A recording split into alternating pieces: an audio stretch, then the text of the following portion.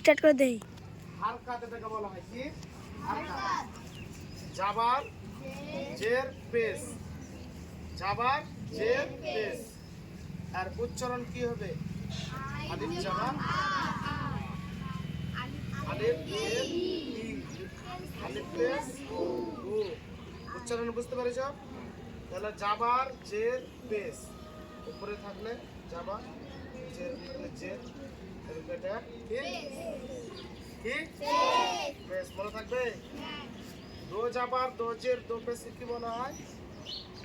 তানবিন। কি বলা হয়?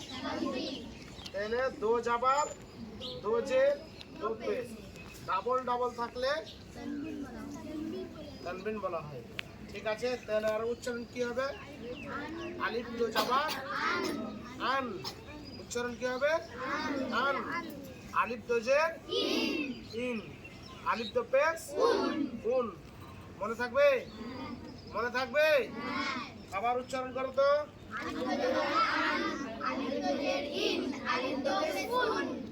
এটা কি বলে? এটা কি বলা হয়? যজম থাকলে কিভাবে পড়তে হবে? কি করে পড়তে হবে? যুক্ত করে পড়তে হবে। এরকম থাকলে এটাকে বলা হয় কি? যজম। যজম থাকলে যুক্ত করে পড়তে হবে। কোন দিককার অক্ষরের সঙ্গে? ডান দিককার অক্ষরের সঙ্গে যুক্ত করে পড়তে হবে।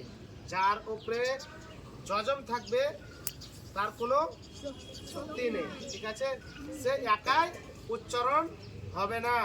তার জন্য তাকে তার ডান দিককার অক্ষরের সঙ্গে যুক্ত করে পড়তে হবে।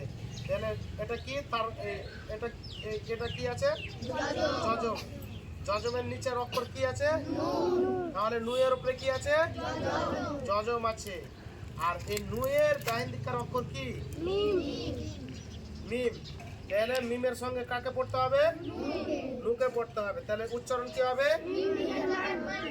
মিম নুজার মান, মিম নুজার মান। তারপরে এটা কি হবে? তাসদীদ। কি এটা? তাসদীদ। তাসদীদকে কয়বার পড়তে হবে? দুইবার পড়তে হবে। কার সঙ্গে? তাসদীদটা কোথায় আছে?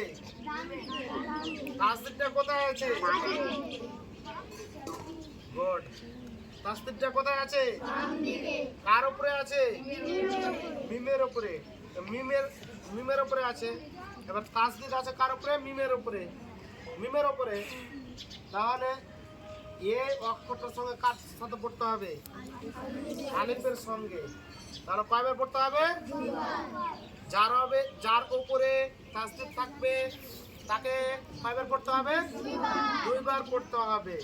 তার আয়কার অক্ষরের সঙ্গে একবার পড়তে হবে, আর যার উপরে থাকবে তাকে একবার নির্দিষ্টভাবে পড়তে হবে। ঠিক আছে, তাহলে কি হবে? আলিফ আলিফ মিম পেশ আলিফ মিম পেশ আর মিম পেশ মু। কি হলো?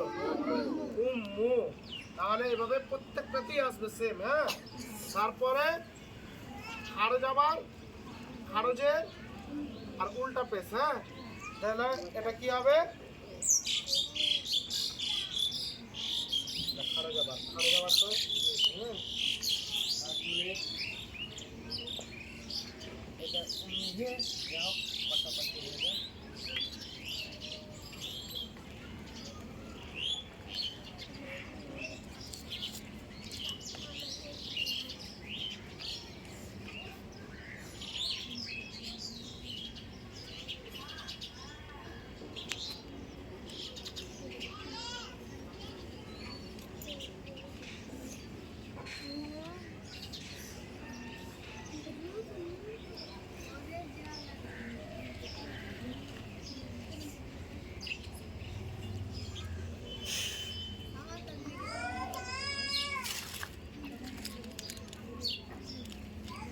এটা কি?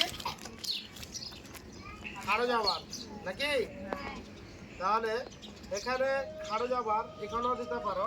ঠিক আছে, আলিফ খাড়ো যাবার আলিফ খাড়ো যাবার আলিফ খাড়ো যাবার আর মিম জার মা। আর নু জবর না, কি হলো? আমানা, আমানা। তারপর খারজের আলিফ মিম পেশ উম, যেটা এখানে এর আগে পড়লে, হ্যাঁ, আলিফ মিম পেশ মিম জের আর হা খারজের হি, কি হলো? উম্মি হি। তারপরে উল্টা পেশ নাকি, আলিফ জার আ বা জার বা, আবা আর হা উল্টা পেশ হু, কি হবে উচ্চারণ? আবা হু, আবা হু।